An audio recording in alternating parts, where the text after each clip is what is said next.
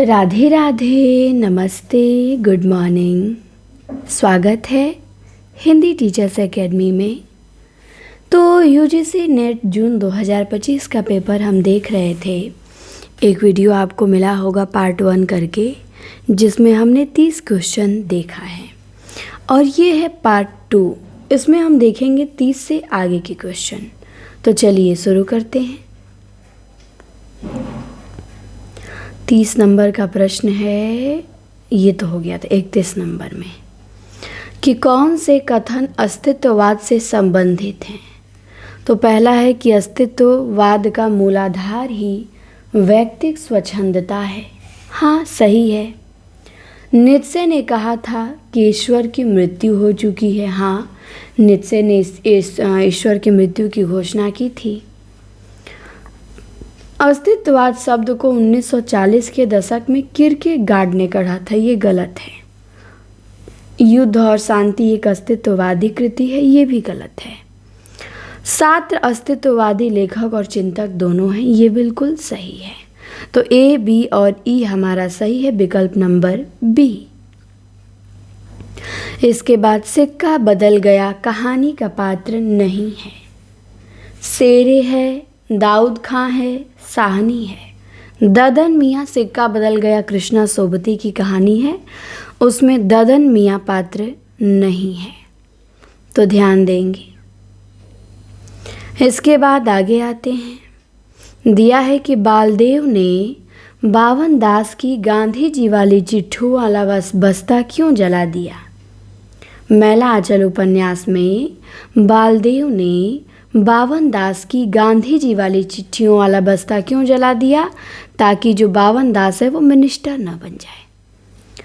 34 number का प्रश्न है कि भीख मांगो तुम जो भिखमंगे की जात हो, हम तो मजदूर ठहरे, जहाँ काम करेंगे वही 4 पैसे पाएंगे। गोदान में दाता दीन के प्रति यह उद्गार किसके हैं। तो ये धनिया कहती है कि भीख मांगो तुम जो भिखमंगे की जात हो। कौन? धनिया। इसके बाद 35 नंबर के प्रश्न में आते हैं। 35वां प्रश्न है कि आत्मा का धरातल मनुष्य को ऊपर खींचता है और जैव धरातल का आकर्षण नीचे की ओर। आत्मा का धरातल मनुष्य को ऊपर खींचता है और जैव धरातल का आकर्षण नीचे की ओर। ये पंक्ति दिनकर जी ने अपनी किस रचना की भूमिका में लिखा है। तो उर्वशी की भूमिका में ये दिनकर जी लिखते हैं। फिर 36 नंबर का प्रश्न है कि तुम सभ्य हो मार्केट जिनका 7 सागर पार है, पर ग्राम की वह हाट ही उनका बड़ा बाजार है। ये काव्य पंक्तियाँ भारत भारती के निम्नलिखित में से किस भाग से हैं। दारिद्र्य से, दुर्भिक्ष से, व्यापार से, कृषि और कृषक से। तो ये कृषि और कृषक से हैं कि तुम सभ्य हो मार्केट जिनका 7 सागर पार है, पर ग्राम की वह हाट ही उनका बड़ा बाजार है। 37 नंबर पे आते हैं। 37वां प्रश्न है कि भाई सरकारी पैसे का मामला है, पेंशन का केस 20 दफ्तरों में जाता है, देर लग जाती है, 20 बार एक ही बात को 20 जगह लिखना पड़ता है, तब जाके पक्की होती है, और जितनी पेंशन मिलती है उतनी ही स्टेशनरी लग जाती है। भोला राम का जीव में ये वार्तालाप किन चरित्रों के मध्य हुआ है। तो ये वार्तालाप नारद और साहब के मध्य हुआ है। इसके बाद प्रश्न है कि मानस का हंस जो उपन्यास अमृतलाल नागर का है, इस उपन्यास के आमुख के अनुसार इस उपन्यास को लिखने से पहले नागर जी ने किस रचना को खास तौर से पढ़ा था। तो वो है विनय पत्रिका। 39वां प्रश्न है कि निम्नलिखित कविता के अंश को सही क्रम में लगाइए। मुक्तिबोध की कविता दी गई है, तो आइए यहाँ से देखते हैं। अब अभिव्यक्ति के सारे खतरे उठाने ही होंगे, तोड़ने ही होंगे मठ और गढ़ सभी, पहुँचना होगा दुर्गम पहाड़ों के उस पार, तब कहीं देखने मिलेंगी बाहें, जिनमें कि प्रतिपल कांपता रहता अरुण कमल। 1। तो अब अभिव्यक्ति के सारे खतरे उठाने ही होंगे, तोड़ने ही होंगे मठ और गढ़ सभी, पहुँचना होगा दुर्गम पहाड़ों के उस पार, तब कहीं देखने मिलेंगी बाहें, जिनमें कि प्रतिपल कांपता रहता अरुण कमल। 1। इसके बाद 40वां प्रश्न है कि किस नाटक में झंडा ऊंचा रहे हमारा तथा रघुपति राघव राजा राम आदि का सृजनात्मक व्यंग्यपरक अर्थ दिया है। तो बकरी नाटक में सक्सेना के। फिर 41वां है कि निम्नलिखित संस्थाओं को उनके स्थापना वर्ष के अनुसार लगाइए। तो ये विकल्प सही नहीं दिया है, आइए यहाँ देख लेते हैं। फोर्ट विलियम कॉलेज की स्थापना 1800 में हुआ था, सबको पता है। दक्षिण भारत हिंदी प्रचार सभा की स्थापना 1918 में, ये याद रखिएगा। दक्षिण भारत हिंदी प्रचार सभा की स्थापना 1918। हिंदुस्तानी एकेडमी इलाहाबाद की स्थापना 1927। भारतीय ज्ञानपीठ की स्थापना 1944 और संगीत नाटक अकादमी 1953। तो दक्षिण भारत हिंदी प्रचार सभा 1918, हिंदुस्तानी एकेडमी 1927, भारतीय ज्ञानपीठ 1944, संगीत नाटक अकादमी 1953। इसके बाद पंक्ति दिया है और कृति दिया है, बोला है कि कौन सी पंक्ति किस रचना की है, मिलान करिए। तो इसको भी हम लोग यहाँ देख लेते हैं।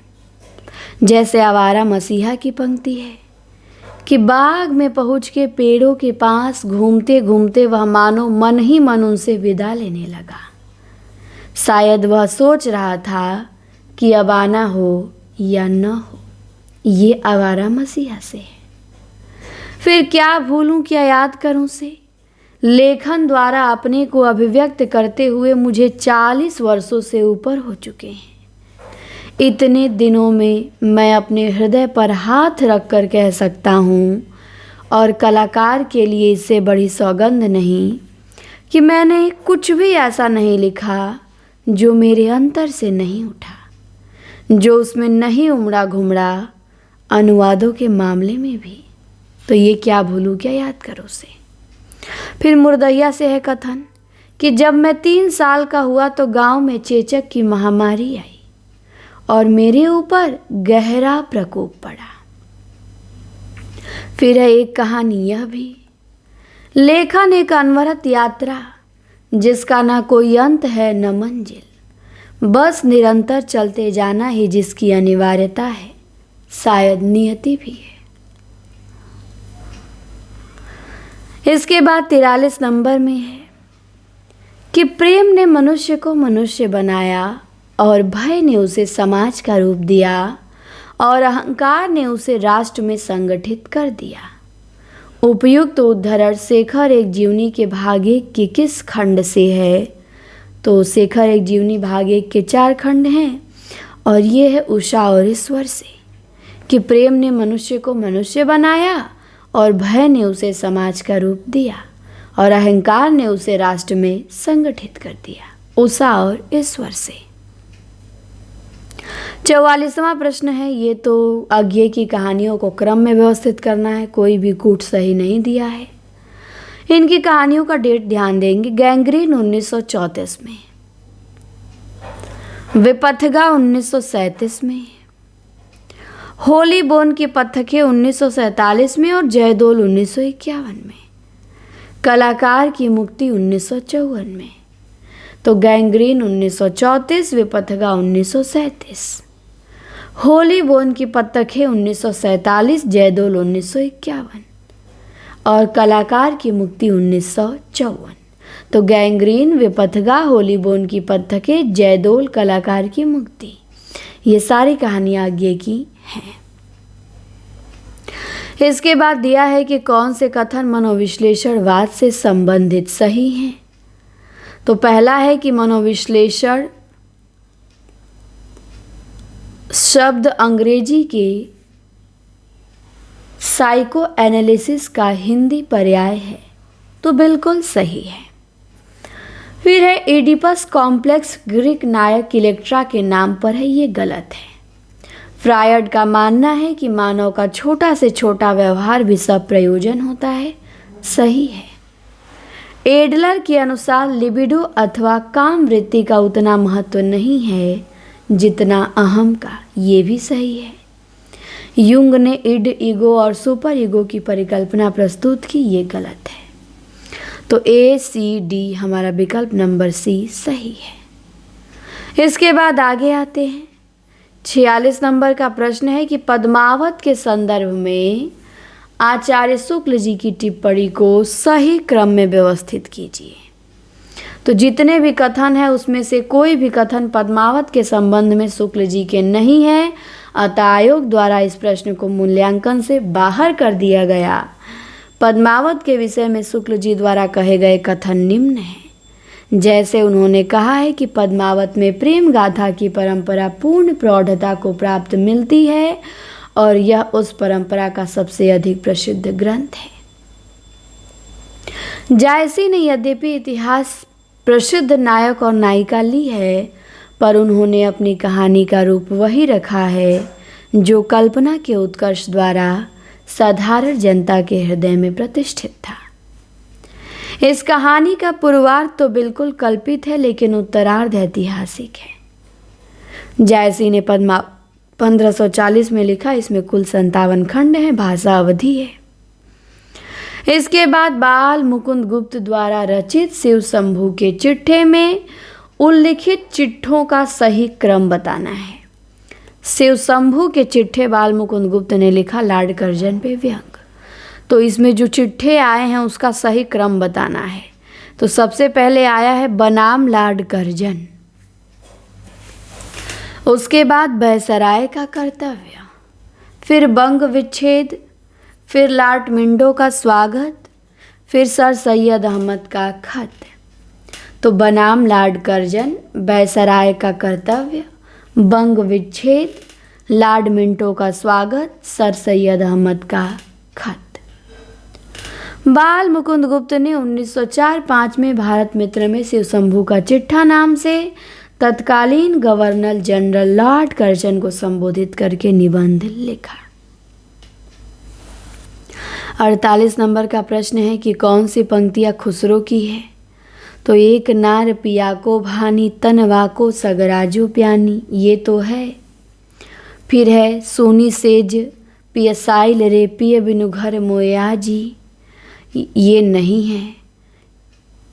इसके बाद तीसरी है कि एक नार ने अचरज किया साप मार पिंजरे में दिया, ये भी है। आगिन जो लागी नीर में कंदो जलिया झारी, ये नहीं है। और चामवास वाके नहीं ने हाड़ हाड़ में वाके छेद, तो ये भी है। तो A, C और E ये तीनों पंक्तियां खुसरो की हैं। इसके बाद मुर्दहिया आत्मकथा को तुलसी राम ने विभिन्न उप शीर्षकों में विभाजित किया है। इन उपशीर्षकों का सही क्रम क्या है ये बताना है। तो आइए सही क्रम देखते हैं। सही क्रम हो जाएगा सबसे पहले भूतही पारिवारिक पृष्ठभूमि, फिर मुर्दहिया का स्कूली जीवन, फिर अकाल में अंधविश्वास, फिर मुर्दहिया के गिद्ध तथा लोक जीवन, फिर भूतनिया नागिन।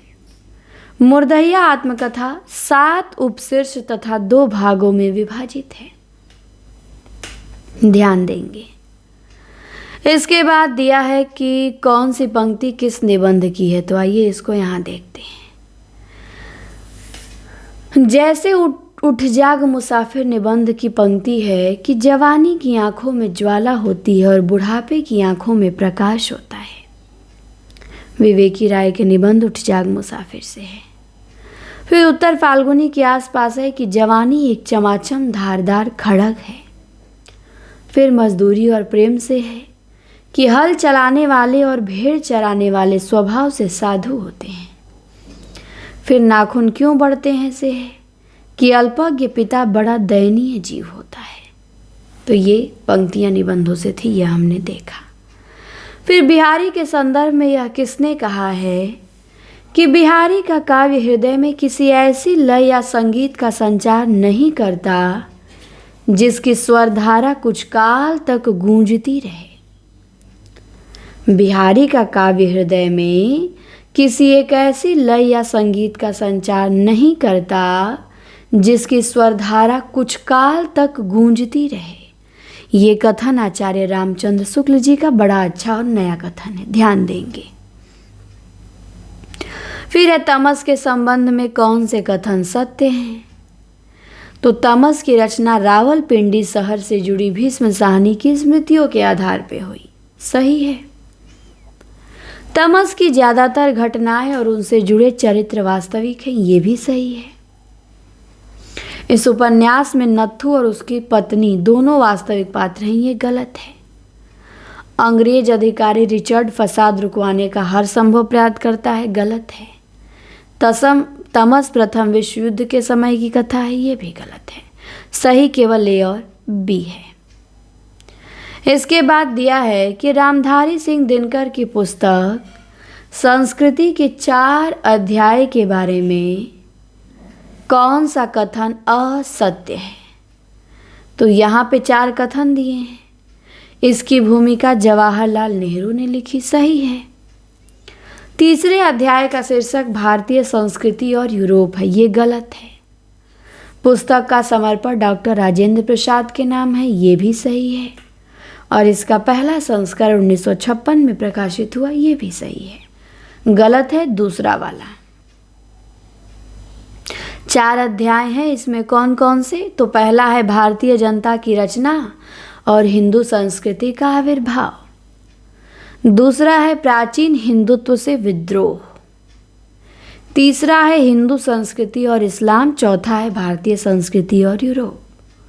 तो 4 अध्याय में पहला भारतीय जनता की रचना और हिंदू संस्कृति का आविर्भाव, दूसरा प्राचीन हिंदुत्व से विद्रोह, तीसरा हिंदू संस्कृति और इस्लाम, चौथा भारतीय संस्कृति और यूरोप।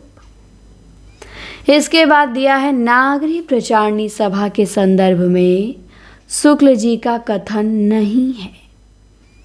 पहला है संवत 1950 में कई उत्साही छात्रों के उद्योग से काशी नागरी प्रचारणी सभा की स्थापना हुई। तो बिल्कुल सही है। सही नहीं है पूछा है। तो इस सभा की सारी समृद्धि और कीर्ति बाबू श्याम सुंदर दास जी के त्याग और सतत परिश्रम का फल है, ये भी सही है। इसके प्रथम सभापति भारतेंदु के फुफेरे भाई राधा कृष्ण दास थे, ये भी सही है। फिर है कि नागरी प्रचारणी पत्रिका की प्रारंभिक संख्याओं को यदि हम निकाल कर देखें तो उसमें अनेक विषयों के लेखों के अतिरिक्त कहीं भी कविताएं नहीं मिलती, ये गलत है। बाकी तो सब सही है। इसके बाद बीजक में संकलित रमैनियाँ किस छंद में लिखी गई हैं? तो बीजक में जो संकलित रमैनी है वो दोहा और चौपाई में लिखी गई है, इसीलिए इसका आंसर सी और डी हो गया है। फिर 56 नंबर का प्रश्न है, रमैनी दोहा और चौपाई में है, शबद गेय पद है, साखी दोहा है। इसके बाद 56 नंबर में है कि कौन सी पंक्ति प्रताप नारायण मिश्र के निबंध शिव मूर्ति से ली गई है? तो चारों ओर आंख उठाकर देखिए तो बिना काम करने वालों की ही चारों ओर बढ़ती है, ये गलत है। यह मूर्तियाँ किस प्रकार के स्मृति चिन्ह है? इस दरिद्र देश के बहुत से धन की एक ढेरी है जो किसी के काम नहीं आ सकती, ये भी गलत है। उनके साथ जिस प्रकार का जितना संबंध हम रख सकते उतना ही हमारा मन, बुद्धि, शरीर, संसार परमार्थ के लिए मंगल है, ये सही है। पश्चिमी सभ्यता मुख मोड़ रही है, वह एक नया आदर्श देख रही है, अब उसकी चाल बदलने लगी है, ये भी इससे नहीं है। मूर्ति बहुधा पाषाण की होती है जिसका प्रयोजन यह है कि उनसे हमारा दृढ़ संबंध है।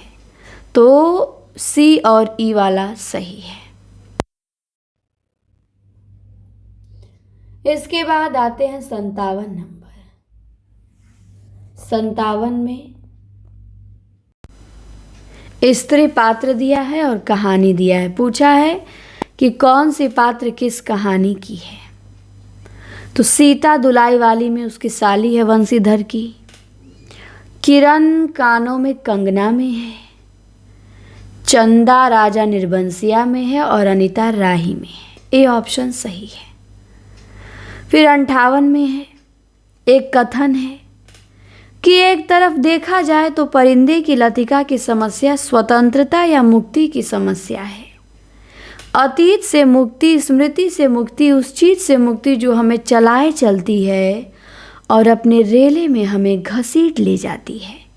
ये कथन किस आलोचक का? नामवर सिंह का। 59 नंबर में आते हैं। 59 में दिया है खड़ी बोली के बारे में कौन सा कथन असत्य है? तो है कि अकबर के समय में गंग कवि ने चंद छंद वर्णन की कीर्ति नामक एक काव्य पुस्तक खड़ी बोली में लिखी। तो ये गलत है, यही तो गलत है, बाकी तो सब सही है। चंद छंद वर्णन की कीर्ति नहीं, चंद छंद वर्णन की महिमा है। देख लीजिए कितना थोड़ा सा अंतर दिया है।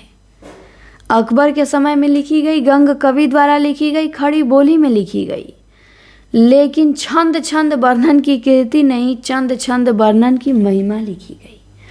बस नामे उलटफेर कर दिया ताकि बच्चे कंफ्यूज हो जाएं। फिर है संवत 1798 में राम प्रसाद निरंजनी ने भाषा योग वशिष्ठ नामक खड़ी बोली में ग्रंथ लिखा। सही है। खड़ी बोली में लिखित पहला महाकाव्य हरिऔध का प्रिय प्रवास है, ये भी सही है। लल्लू लाल विरचित प्रेम सागर खड़ी बोली की आरंभिक रचनाओं में परिगणित है, ये भी सही है। 60वां प्रश्न है, अंधेर नगरी नाटक में ये कथन किसका है? लोभ पाप को मूल है, लोभ मिटावत मान, लोभ कभी नहीं कीजिए या मैं नरक निदान। तो लोभ पाप को मूल है, लोभ मिटावत मान, ये पंक्ति अंधेर नगरी नाटक में कौन कहता है? तो अंधेर नगरी नाटक में ये पंक्ति महंत कहता है। लोभ पाप को मूल है, लोभ मिटावत मान, अंधेर नगरी में महंत कहता है।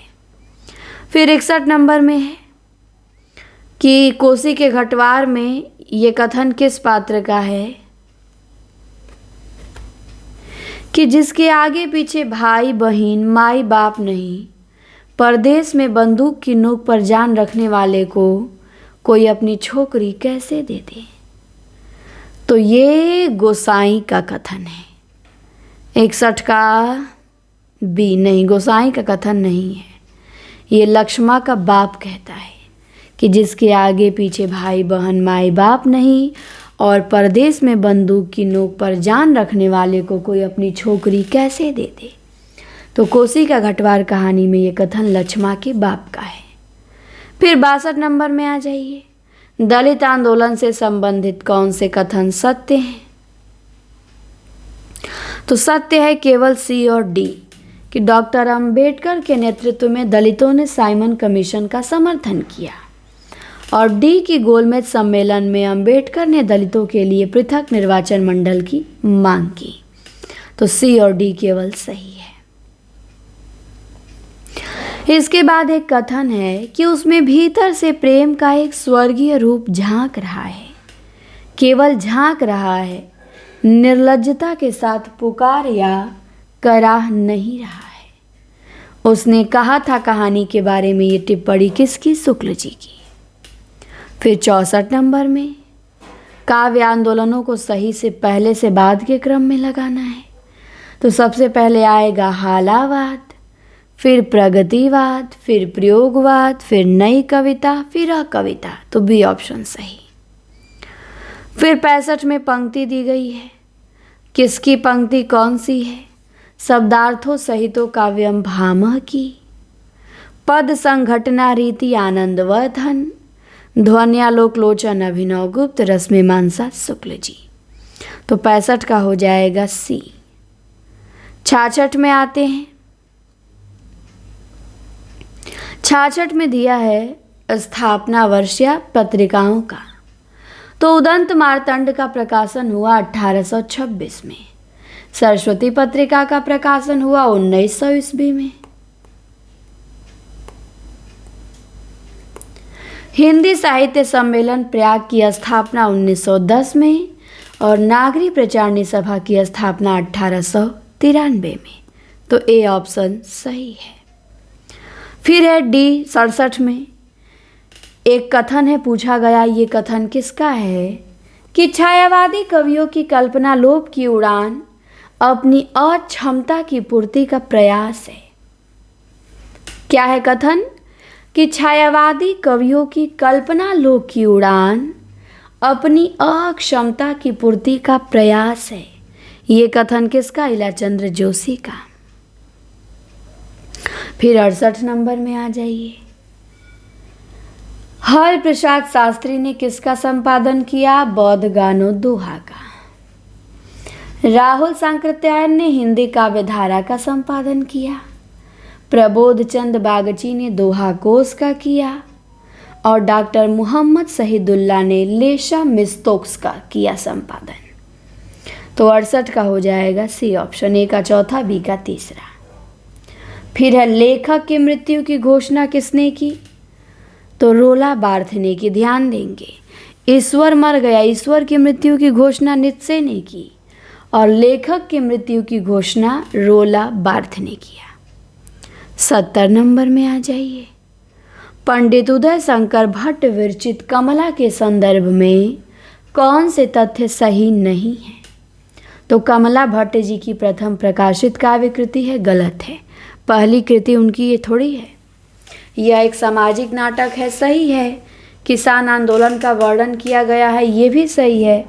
और सामाजिक असामंजस्य का मार्मिक चित्रण है, ये भी सही है।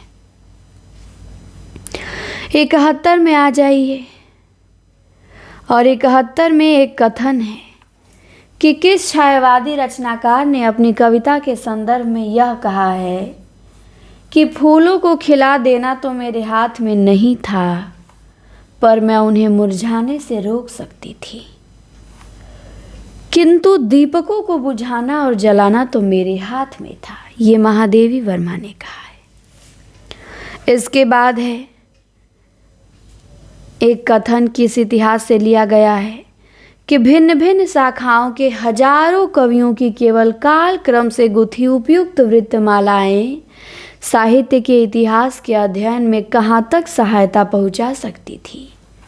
सारे रचनाकाल को केवल आदि, मध्य, पूर्व, उत्तर इत्यादि खंडों में आंखें मूंद कर बांट देना, यह भी न देखना कि किस खंड के भीतर क्या आता है क्या नहीं, किसी वृत्त संग्रह को इतिहास नहीं बना सकता। तो ये किस हिंदी साहित्य के इतिहास लेखक की हैं? रामचंद्र शुक्ल जी की हैं। इसके बाद आगे आते हैं। आगे क्या है? आगे पंक्ति दिया है, बोला है मिलान करिए। तो आइए मिलान करते हैं। यहाँ ठाकुर की पंक्ति है कि हम तो पर नारी भई सो भई, तुम तो सुधरो सखिया सिगरी। ठाकुर की पंक्ति है कि हम तो पर नारी भई सो भई, तुम तो सिधरो सखिया सिगरी। और मतिराम की है ज्यो जो निहार ये नेरे है नैननी, त्यों त्यों खरी निकरे सी निकाई।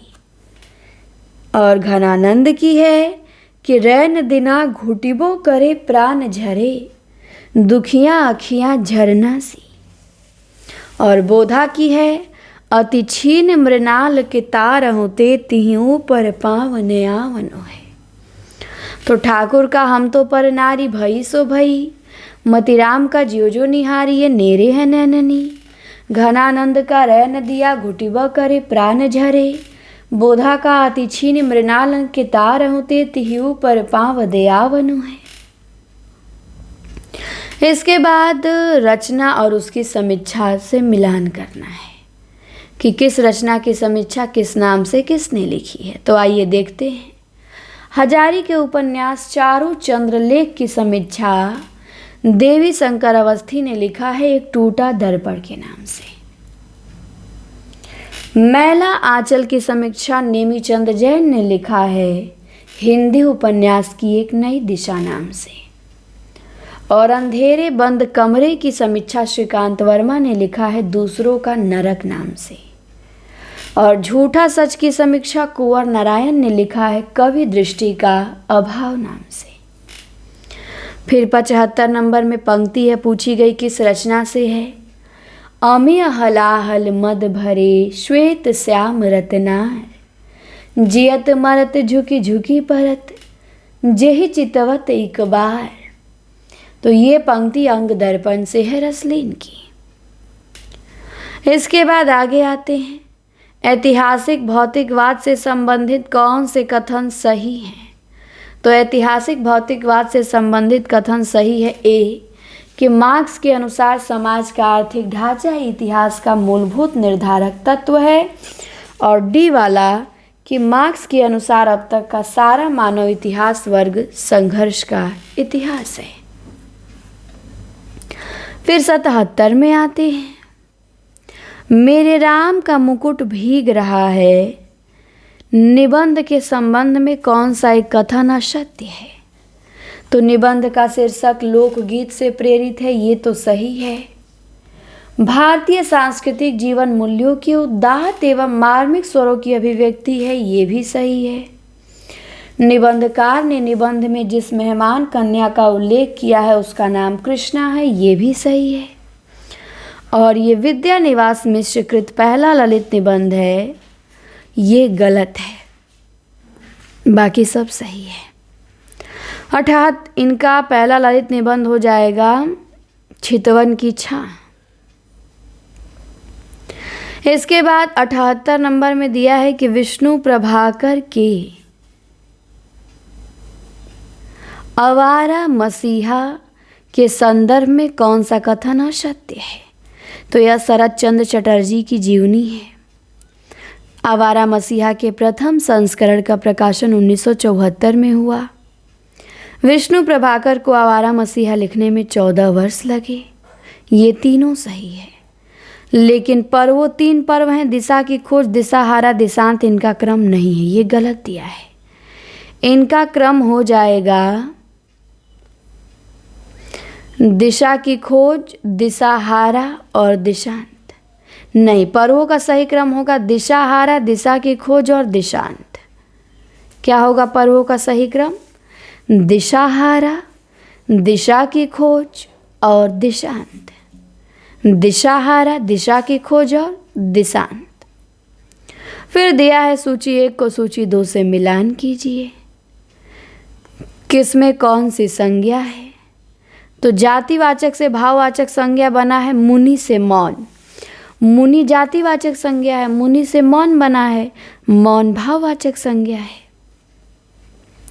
रक्त विशेषण है और रक्त विशेषण से रक्तिमा भाववाचक संज्ञा बना है। फिर राष्ट्र, राष्ट्र संज्ञा है और राष्ट्र से विशेषण बना है राष्ट्रीय।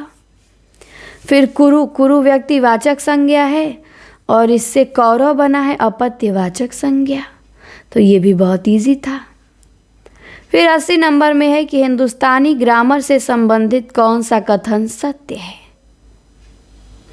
तो हिंदुस्तानी ग्रामर से संबंधित कथन सत्य है कि हिंदुस्तानी ग्रामर जोहन जेसुआ केटलर द्वारा डच भाषा में लिखित हिंदुस्तानी व्याकरण की पुस्तक है, और हिंदुस्तानी ग्रामर पुस्तक डच ईस्ट इंडिया कंपनी के कर्मचारियों के स्थानीय भाषा के ज्ञान हेतु लिखी गई। तो ए और सी सही है। इसके बाद है 81 नंबर में कि जैसे वीर कर्म से पृथक वीरत्व कोई पदार्थ नहीं, वैसे ही सुंदर वस्तु से पृथक सौंदर्य कोई पदार्थ नहीं।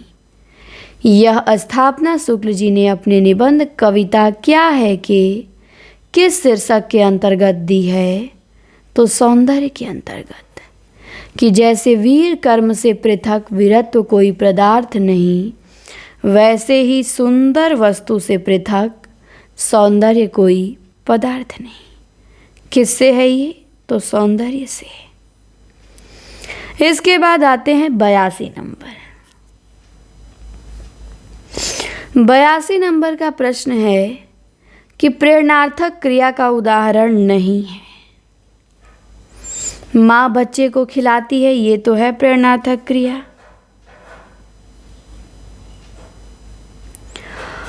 पिताजी अपने पुत्र को अध्यापक से पढ़वाते हैं, ये भी प्रेरणार्थक क्रिया है। लड़के ने कपड़ा सिलवाया, ये भी है। लेकिन सी वाला कि आइसक्रीम देखते ही बच्चे उस पर टूट पड़ते हैं, ये प्रेरणार्थक क्रिया का उदाहरण नहीं है। और यहाँ ध्यान देंगे चिंतामणि भाग 4 का संपादक और प्रकाशन दिया है सभी भागों का, ये भी ध्यान देंगे। चिंतामणि भाग 1 के संपादक शुक्ल जी 1939 ईस्वी, चिंतामणि भाग 2 विश्वनाथ प्रसाद मिश्र 1945, चिंतामणि भाग 3 नामवर सिंह 1983 और चिंतामणि भाग 4 कुसुम चतुर्वेदी एवं ओम प्रकाश सिंह 2004।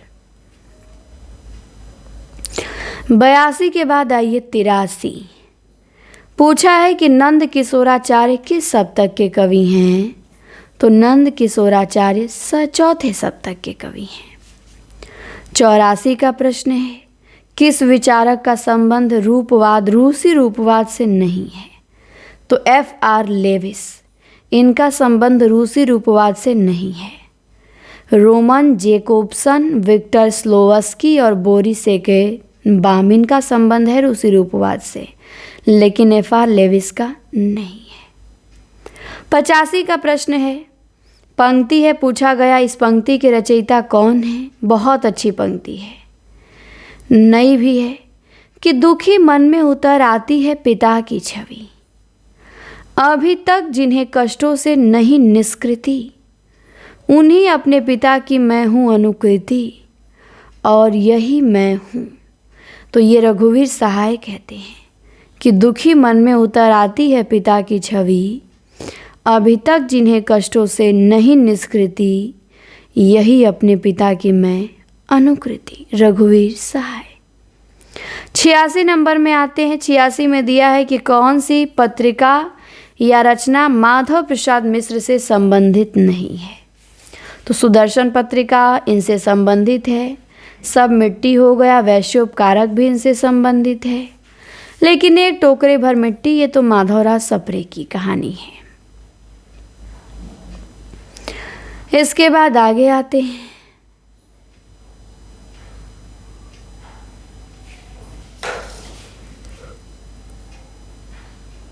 सब मिट्टी हो गया माधव प्रसाद मिश्र द्वारा रचित निबंध है और सुदर्शन और वैश्योपकारक पत्रिका में इनकी कहानियां प्रकाशित होती थी, तो ध्यान देंगे। इसके बाद 87 नंबर में रचनाओं को प्रकाशन वर्ष के अनुसार लगाना है, तो विकल्प में मिस्टेक कर दिया है, तो आइए इनका हम डेट तो देख लेते हैं सही।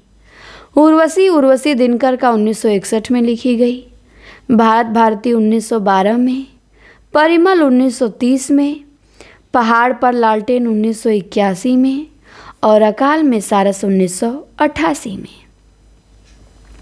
उर्वशी 1961 में, भारत भारती 1912 में, परिमल 1930 में, पहाड़ पर लालटेन 1981 में, अकाल में सारस 1988 में लिखी गई। इसके बाद आगे आ जाइए।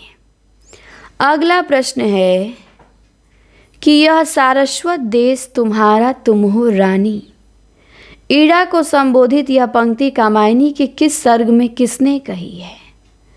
तो संघर्ष सर्ग में मनु ने कहा है कि यह सारस्वत देश तुम्हारा तुम हो रानी, तो संघर्ष सर्ग में मनु ने कहा है। इसके बाद है मिलान करना है। मैला आंचल में प्रयुक्त कुछ शब्द दिए हैं और उन शब्द का आशय क्या है, तो आइए देखते हैं यहाँ पे आशय। जैसे हंसेरी, हंसेरी का आशय है बलवा करने वाला दल। फिर डोल डाल, डोल डाल मतलब नित्य क्रिया। कमसल, कमसल मतलब डम्मी कैंडिडेट।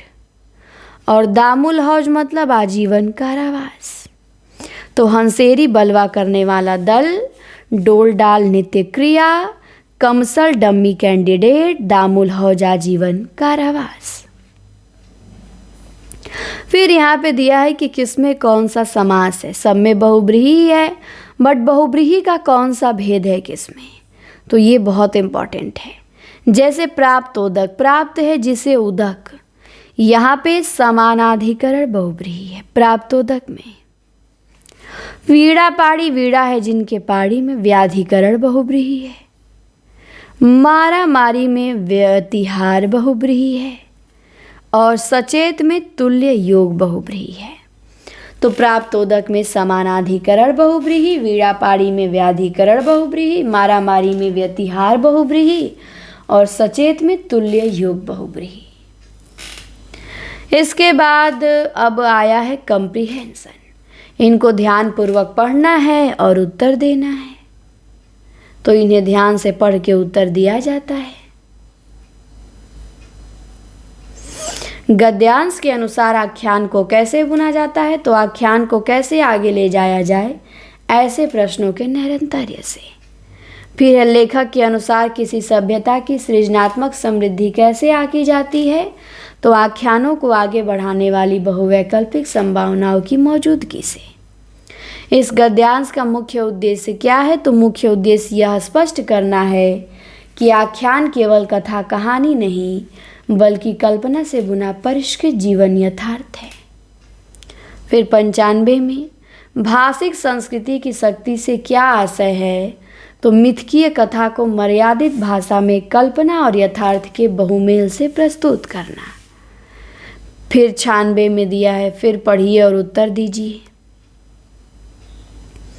तो ये इजी होता है, इससे क्या पढ़ना है, इसे पढ़ेंगे और उत्तर मिल जाएगा। तो इस प्रकार हमारा नेट जून 2025 का पेपर कंप्लीट हुआ। पिछली वीडियो में हमने 30 देखा, इसमें 70 प्रश्न देखा, हो गया पूरा। शुरुआत के जो 30 प्रश्न थे वो और भी काफ़ी बड़े थे, इसलिए उसमें ज़्यादा टाइम लग गया और इसमें हम 40 मिनट में ही 70 क्वेश्चन देख लिए। तो उम्मीद करते हैं ये क्लास आप लोगों के लिए हेल्पफुल होगी। इसके बाद हम इसके पीछे का पेपर देखेंगे। जून 2025 का देख लिए, अब दिसंबर 2024 का देखेंगे। तो चलिए, क्लास कैसी लगी कमेंट करके आप सभी ज़रूर बताएंगे और हम मिलते हैं आपसे अगली वीडियो में। इस वीडियो में इतना ही। आप सभी को क्लास देखने के लिए बहुत बहुत धन्यवाद।